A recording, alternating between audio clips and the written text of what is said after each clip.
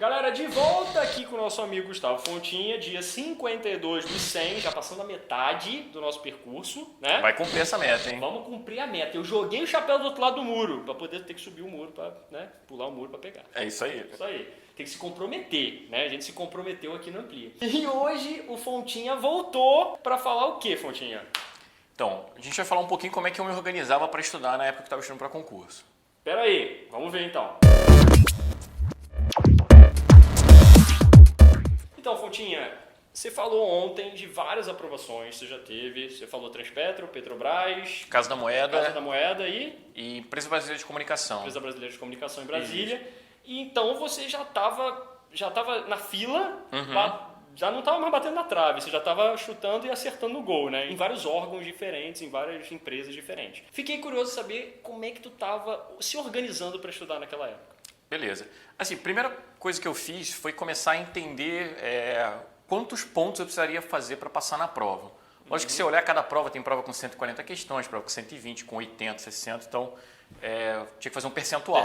Né? Então, comecei a olhar e falar assim, peraí, nessa prova aqui eu fiz, sei lá, 30%, faz parte. Nessa aqui eu fiz 35%. E fui anotando e também de vez em quando eu olhava assim... O teu desempenho. O meu né? desempenho. Você anotava o seu desempenho e você tinha uma meta assim também de desempenho ou não? Eu comecei a criar. Né? No momento, fiz tipo 3 provas e assim, fui... Aquela coisa, eu acertei metade da prova, sei lá. 50%, tá. 50%, mais ou menos. Para eu ser aprovado, de repente eu precisaria de 70%, 80%, então... Exatamente, foi a conta que eu fiz. Qual é a conta de chegada? Eu falei, tem que fazer 80% da prova. Lembra que na época eu botei assim, entre 80% e 85%, geralmente o primeiro lugar estava nessa faixa. Isso aí, até hoje. Até hoje eu acho que é mais ou menos onde gira. Eu falei, cara, da prova, mas sim. Tem vezes que sobe um pouquinho esse valor, tem vezes que é um pouco abaixo, mas eu fiquei olhando assim, cara, se eu fizer entre 80% e 85%, eu estou nas cabeças, eu estou entre os 10 primeiros provavelmente na prova. Então, aqui é a minha meta. Legal. E aí comecei a olhar, né, algumas provas que eu já tinha feito, falei, vou começar a estruturar e vou começar a colocar meta, porque assim, sei lá, a primeira prova que eu fiz, eu devo ter feito, sei lá, 40% de acerto.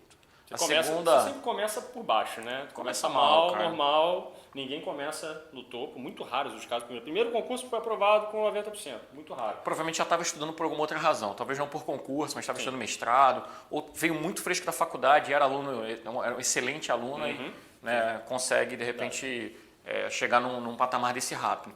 Mas assim, o caso médio, galera, é que o pessoal faz a primeira prova 30%, de acerto. E assim, não é que o cara é burro, não é que o cara não tem capacidade, é questão de que ele não se organizou para estudar os assuntos que caiu na prova. Legal. Primeira dica então aí é muito aluno não faz isso, e eu sempre puxo a orelha também, você medir desempenho e botar meta.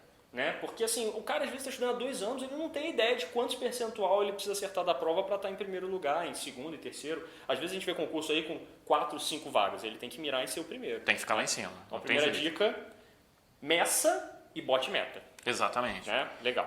E aí, por exemplo, se você começou a estudar agora, fez 2 provas aí, viu que você está lá 30% de acerto, normal, legal. Aí você fala, cara, para eu passar é 85%. Assim, você não vai sair do 30 para 85 imediatamente. Então, cara, vou tentar 40% na próxima prova. E aí, o que eu fazia para poder chegar? Aí você tem que destrinchar essa tua meta. Então, o que vai cobrar na prova? Então, vai cobrar português, vai cobrar inglês, sei lá, vai cobrar engenharia de software, vai cobrar orientação a objeto e vai cobrar banco de dados.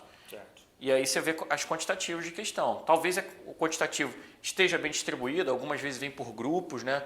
Às vezes não vem específica geral. E aí você começa a olhar, porque às vezes você está mal, não é na específica, você está mal em português. Então, cara, você tem que olhar onde é que você está mal e começar a estudar mais. Legal. E dar um foco ali, porque ali você vai ter um upgrade. Eu sempre falo com os alunos sobre a linha dos 80%. Que, teoricamente, todas as disciplinas ele devia tentar puxar para cima da linha de 80%. Então, ou seja, o cara está com 85% em engenharia de software, ele não deve despender tanto esforço estudando a mais engenharia de software. Com certeza. Vai para a rede se ele está com 30% em rede. Quando tu tiver todo mundo acima de 80%, aí tu calibra um pouquinho mais. Essa prova deve cair mais engenharia de software, então eu vou estudar mais engenharia de software, né? Mas o importante é você manter os pratinhos girando de todas as disciplinas acima da linha dos 80%. Legal. Porque aí quando você depois chegar à prova, a tua média vai ser mais ou menos 80%. Exato. Provavelmente você está nas cabeças. Independente da distribuição de questões, né? Você não ficar dependendo da sorte na hora da prova. Exatamente. Legal. E aí um ponto também, aí você imagina que você mapeou uma próxima prova, sei lá, a prova daqui a 2 meses, aí você mapeou lá que ela tem, sei lá, 7 grupos de questão. E você viu que você está bem em 2 grupos e está mal em 5.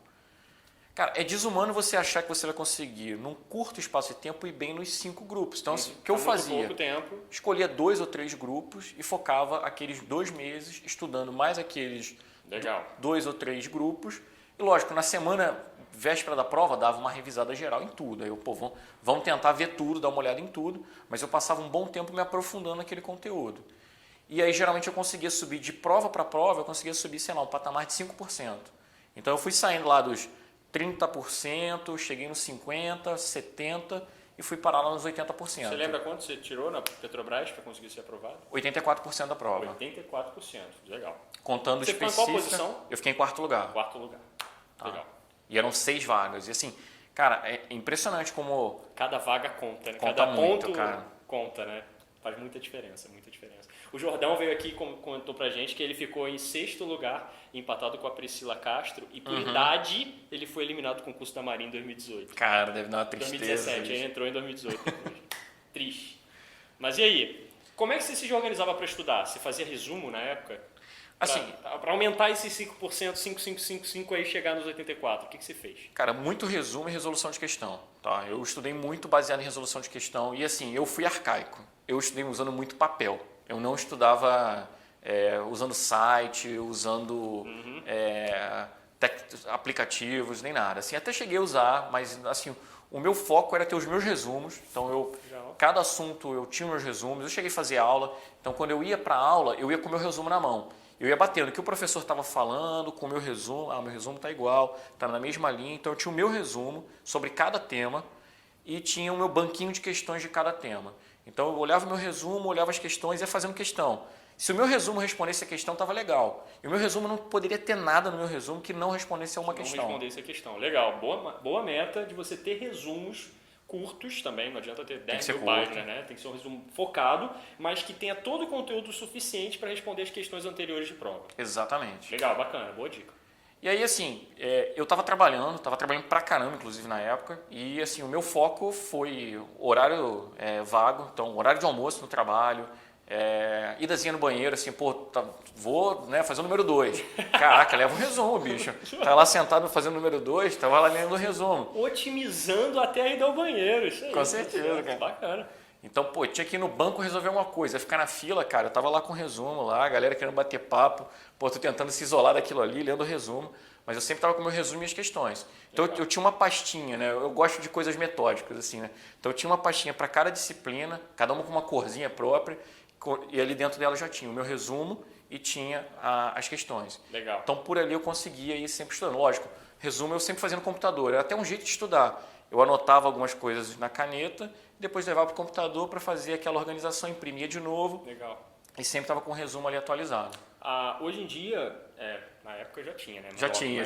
Mas hoje em dia você consegue também usar vários aplicativos para tentar fazer essa sincronização e você direto no celular já acessar. Hoje em dia a gente tem o AmpliaBot, você pode fazer questão via bot, né? De graça, gratuitamente. É verdade. Então você tem vários artifícios para você fazer questão e fazer resumo, né? Tem ferramentas bacanas. A gente falou no dia 31. Tem Evernote, tem... Mapa mental, Xmind, tem vários aplicativos bacanas para você criar também. Você não usava mapa mental e nem Anki, né? O teu foco era resumo mesmo. Não, eu cheguei a montar alguns resumos com mapa mental. Por exemplo, temas que você tinha, tipo Qubit e ITIL, assim. Você, às vezes tinha muita coisa meio que para saber o nome. Você não tinha nem que saber o detalhe, às vezes, da implementação. Não tinha que entender o processo, tinha que saber os nomes, pelo menos. Legal. Então você tinha aqueles grupos lá, sei lá, no ITIL V2, vou voltar bastante no tempo. Você tinha o Service Delivery e o Service Support. Quais eram as disciplinas de cada um? Aí eu tinha mapinhas mentais, às vezes. No meio do meu resumo, algum ponto interessante, aqui vale a pena botar um mapa mental. Então eu usava o Xmind lá para montar os meus mapas mentais, mas eu imprimia ele depois para poder ser fácil consultar. Legal. Porque eu tava no busão, cara, lá, pegava lá da mochila, ficava olhando o mapa mental, não lia jornal. Aí isso também é um ponto importante, cara. Eu abstraí o mundo nessa época. Sim. Então eu não queria saber jornal, Dieta jogo mental. de futebol, cara. Inclusive dieta, engordei na época. Dieta mental e não fez a dieta de comida, né? Então, pessoal, algumas dicas bacanas aí, né? Recapitulando aí, Fontinha. Questão pra caramba. Muita questão, muito Resumo resumo. pra caramba, com resumo tudo dentro dele é suficiente para resolver as questões. E o resumo da prova, cara. Pegava o edital, eu sempre li o edital. Eu adquiri o hábito. Eu vi alguém uma vez falando, pô, tem que ler o edital, tem que ler o edital. Aí eu falei, cara, tem que ler o edital. Então vamos ler o edital, porque chega na hora da prova, aparece lá uma ISO 27000. Aí, pô, você que é novato no concurso, fala, cara, que diabo de ISO 27000 é essa? Eu nunca ouvi falar. Tá falando edital, ISO 27000. Aí se você tivesse, pô, pelo menos vou entrar no Wikipedia e ver o que é o ISO 27000. Não que o Wikipedia seja uma boa fonte. Tipo desencargo de consciência, mas pelo né? menos, né, você não tá tão cru assim, né? Legal, bacana. Aqui na Ampli a gente ainda facilita, cara. A gente ainda vem e faz vídeo de análise digital pra galera aqui, ó. Dá uma moleza, hein, boca. cara? Na tua época não tinha isso não, cara. Pontinha, valeu mais uma Felipe. vez, obrigado. Obrigado a você aí. Todo dia por 100 dias vamos estar juntos aqui com vocês. Amanhã, de novo, a gente volta. Valeu!